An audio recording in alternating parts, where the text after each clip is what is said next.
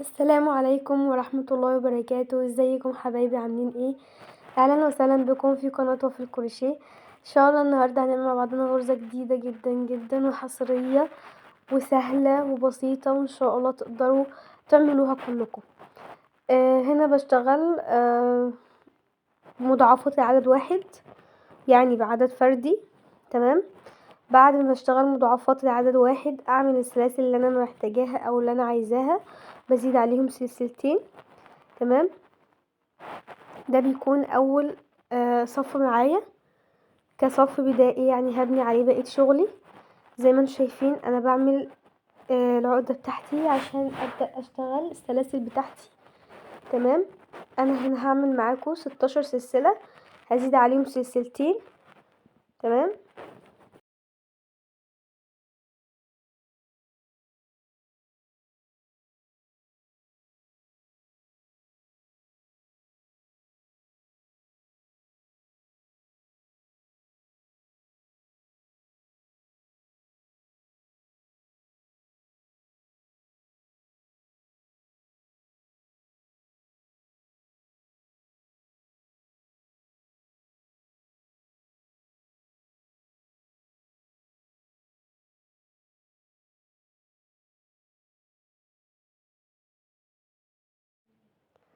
زي ما شفنا مع بعض انا عملت ايه في اول عقدة بتاعتي او اول غرزة اللي هي في الصف التاني. سبت اول سلسلة، دخلت في اول سلسلة عملت غرزة حشو وارتفعت سلسلة، والسلسلة اللي انا برتفعها دي بسيب تحتها سلسلة وبدخل في اللي بعدها اعمل فيها غرزة حشو وارتفع كمان سلسلة. يبقى انا الصف الاول بتاعي كله عبارة عن غرزة حشو وسلسلة، اسيب تحت السلسلة سلسلة وبدخل في السلسلة اللي بعدها اعمل فيها غرزة حشو.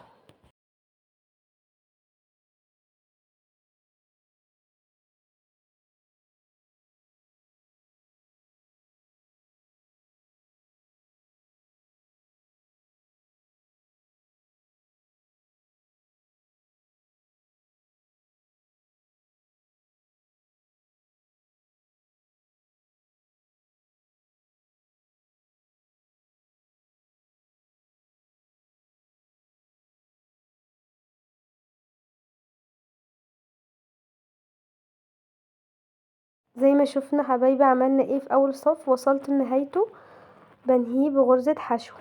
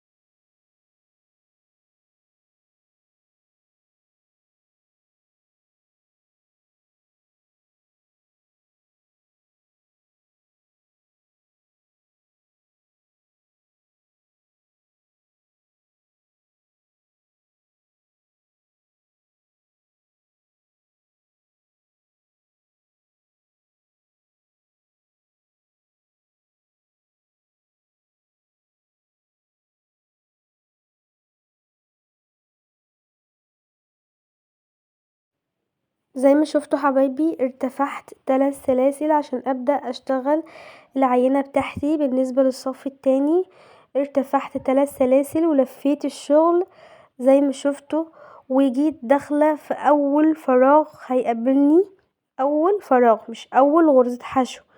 بدخل في تحت السلسلة اللي انا عملتها وباجي راجعة داخلة يعني بدخل تحتها وباخد لفة، واجي داخلة في غرزة الحشو نفسها واخد كمان لفة، واجي داخلة في الفراغ اللي بعد غرزة الحشو التانية واخد لفة. كده هيبقوا معايا على الابرة 4 لفات. اجي خارجة من ال4 كلهم مرة واحدة وبقفلهم بسلسلة. بقفلهم بايه؟ بقفلهم بسلسلة. وبرجع اكرر نفس العينة تاني، اللي هو بدخل في نفس الفراغ بعد اخر فراغ انا عملته، وباجي داخله في غرزة الحشو اللي بعدها، وفي الفراغ اللي بعده بيبقوا معايا 4 لفات على الابرة، بخرج منهم وبقفلهم بسلسلة.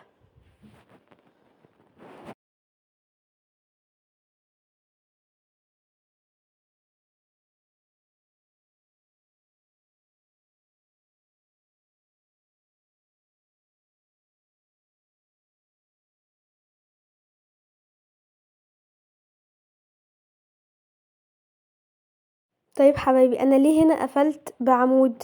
عشان انا بادئه يعتبر بعمود، بادئه ب3 سلاسل، ما هو من ال3 سلاسل دول زي عمود معايا بالظبط، يبقى انا قفلت الصف التاني بعمود، دخلت في اخر غرزة حشو قابلتني وجيت عامله فوقيها عمود وارتفعت سلسلة، وهبدأ اشتغل الصف التالت بتاعي.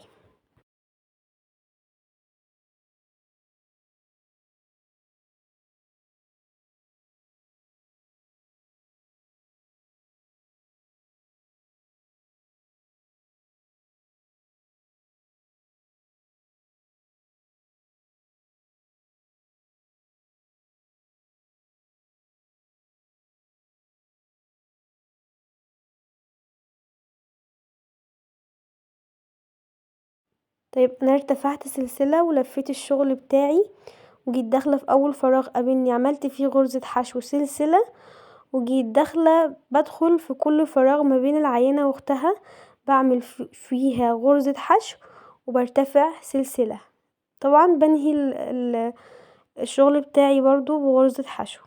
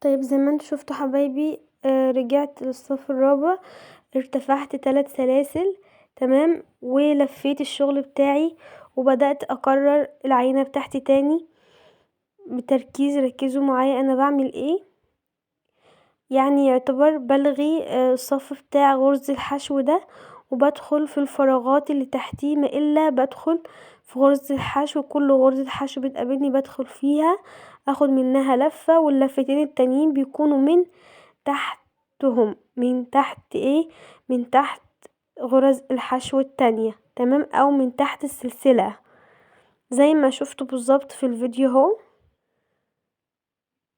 اتمنى الطريقة تكون واضحة وتكون سهلة عشان تقدروا تطبقوها.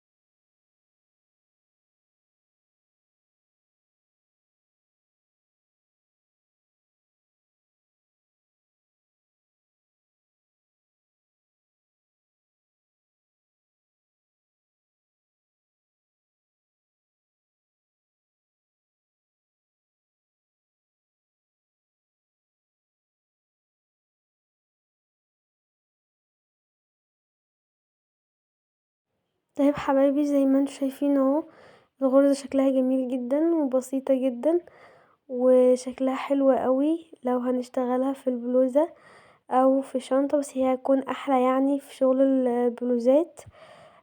شكلها جميل قوي، ولو في الشنط هتبقى بخيط المكرمية. اتمنى الفيديو يكون عجبكم وتكونوا استفدتوا وتكونوا اتفرجتوا عليه لحد الاخر. ما تنسوش تشتركوا في القناة وتفعلوا الجرس عشان يوصلكوا كل جديد. السلام عليكم ورحمة الله وبركاته.